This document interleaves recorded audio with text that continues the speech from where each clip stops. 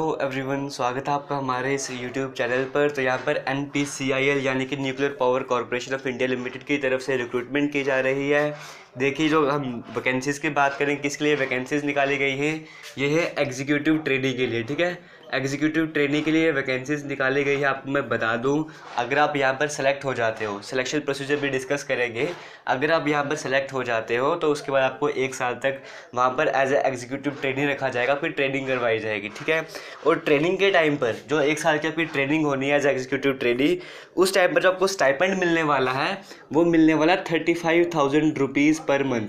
35,000 rupees per month, और साथ में कुछ अलग जो बेनिफिट्स अलाउंसेस होते हैं वो आपको मिलने जा रहे हैं। ये मैं बात करूँ स्टाइपेंड की। सिर्फ 1 साल तक आपकी जब ट्रेनिंग कंप्लीट हो जाएगी, ट्रेनिंग के बाद आपको वहाँ पर अपॉइंट किया जाएगा एज अ साइंटिफिक ऑफिसर की तरह। आप वहाँ पर इनके प्लांट में काम करोगे एग्जीक्यूटिव ट्रेनिंग की पोस्ट के बाद। जब आप ये ट्रेनिंग कंप्लीट कर लोगे तब आपकी जो सैलरी रहने वाली है वो आपकी रहने वाली है 56,100, 56K के अप्रॉक्स आपकी सैलरी रहने वाली है साइंटिफिक ऑफिसर जब आप बन जाओगे ट्रेनिंग कंप्लीट करने के बाद।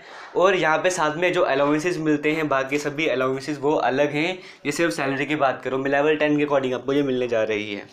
ठीक है, और हम इंपॉर्टेंट चीज़ें डिस्कस कर लेते हैं। यहाँ पर है कौन एलिजिबल। देखो, एज लिमिट की बात करूँ, जनरल कैटेगरी के लिए एज लिमिट 26 ईयर्स है। जनरल कैटेगरी के लिए 26, ओबीसी की बात करूँ 29, SC ST के लिए 31 ईयर्स तक की मैक्सिमम एज लिमिट रखी गई है। इतना हमको समझ आ गया होगा। अब हम बात कर लेते हैं क्वालिफिकेशन वगैरह, सिलेक्शन प्रोसीजर क्या है वो सब हम डिस्कस कर लेते हैं। फॉर्म की बात कर लें, अगर फॉर्म की बात करें 9 अप्रैल से आप अप्लाई करना स्टार्ट कर सकते हो, और लास्ट डेट जो है अप्लाई करने की वो 23 अप्रैल है। 9 अप्रैल से लेकर 23 अप्रैल तक आप यहाँ पर अप्लाई कर सकते हो। आगे हम बात कर लेते हैं जो इंपॉर्टेंट चीज़ें हैं, कौन सी ब्रांचेस एलिजिबल हैं। देखिए, यहाँ पे डिग्री वाले, BE BTech वाले यहाँ पर एलिजिबल हैं। BE BTech वाले यहाँ पर अप्लाई कर सकते हैं, BE या फिर BTech वाले। ब्रांचेस की मैं अगर बात करूँ तो देखिए, मैकेनिकल ब्रांच वाले एलिजिबल हैं। मैकेनिकल की अगर मैं बात करूँ, आपको दिख रहा होगा यहाँ पर, मैकेनिकल ब्रांच वाले की बात करूँ मैं, 83 वैकेंसीज हैं मैकेनिकल वालों की। टोटल यहाँ पे 200 वैकेंसीज हैं। टोटल यहाँ पर 200 वैकेंसीज है। मैकेनिकल के लिए 83 वैकेंसीज है। मैकेनिकल में मैकेनिकल वाले और प्रोडक्शन वाले दोनों अप्लाई कर सकते हैं। फिर केमिकल की बात कर लेते हैं। केमिकल में यहाँ पे 13 वैकेंसीज है। केमिकल में केमिकल इंजीनियरिंग वाले अप्लाई कर सकते हैं। इलेक्ट्रिकल की बात करूँ तो 45 वैकेंसीज हैं। इलेक्ट्रिकल में एक तो इलेक्ट्रिकल वाले अप्लाई कर सकते हैं, इलेक्ट्रिकल एंड इलेक्ट्रॉनिक्स वाले अप्लाई कर सकते हैं। फिर हम इलेक्ट्रॉनिक्स की अलग से बात कर लेते हैं। इलेक्ट्रॉनिक्स की यहाँ पर 14 वैकेंसीज हैं।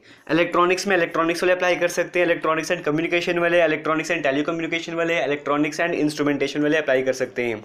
फिर इंस्ट्रूमेंटेशन की बात करें, उसमें 5 वैकेंसीज है। इंस्ट्रूमेंटेशन में कौन अप्लाई कर सकता है? इंस्ट्रूमेंटेशन वाले, इंस्ट्रूमेंटेशन एंड कंट्रोल वाले अप्लाई कर सकते हैं। सिविल की बात कर लेते हैं। सिविल की यहाँ पे 40 वैकेंसीज है। ठीक है, आपको सब कुछ समझ आ गया होगा, वैकेंसीज वगैरह कौन सी ब्रांचेस एलिजिबल है, क्या क्राइटेरिया है।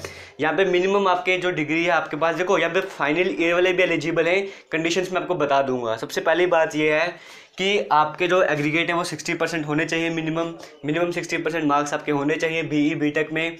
और गेट की बात करूँ, गेट 2017, 2018 या 2019, इनमें से किसी भी कोई भी गेट एग्जाम आपने दिया होना चाहिए और आपके वैलिड नंबर होने चाहिए। ठीक है, यानी कि जो कट ऑफ निकाला गया था, जो मिनिमम मार्क्स निकाले गए थे क्वालिफाई करने वाले, वो आपके होने चाहिए यहाँ पर। अगर वो भी हैं, 60% एग्रीगेट भी हैं, तो आप यहाँ पर अप्लाई कर सकते हो। आप फाइनल ईयर वाले हो तो भी आप यहाँ पर अप्लाई कर सकते हो।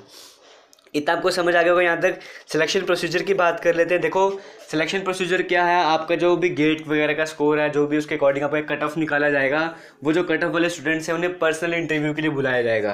तो सारे जो पूरा सिलेक्शन प्रोसीजर है वो डिपेंड करता है पर्सनल इंटरव्यू में।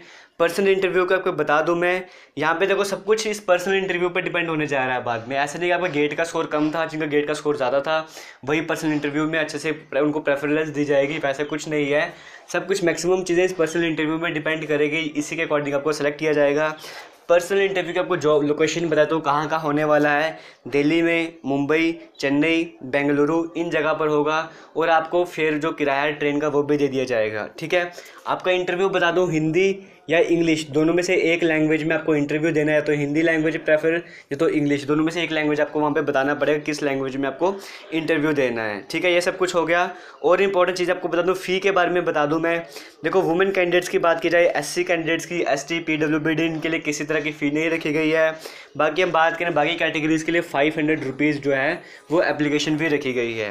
ये सब डिटेल्स आपको समझ आ गए होंगे। और बाकी चीज़ जो इंपॉर्टेंट है वो आपको मैं बता दूँ। देखो, जो भी ऑफिशियल नोटिफिकेशन है इसका NPCIL का, उसका लिंक आपको वीडियो के डिस्क्रिप्शन में मिल जाएगा।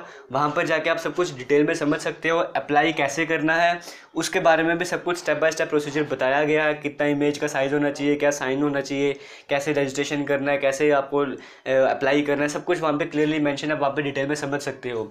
और किसी तरह की क्वेरी है वो भी वहाँ पर आपको समझ आ जाएगा कि किसी भी तरह कुछ पूछना चाहते हो, किस तरह के क्वेश्चन हो सकते हैं आपके, उनका रिप्लाई भी किया गया है। और उनसे कैसे कॉन्टैक्ट कर सकते हो वो भी बताया गया है। तो ऑफिशियल नोटिफिकेशन का लिंक आपको वीडियो के डिस्क्रिप्शन में मिल जाएगा। इन चीज़ों में किसी भी तरह का डाउट है आप कमेंट करके कमेंट सेक्शन में पूछ सकते हो।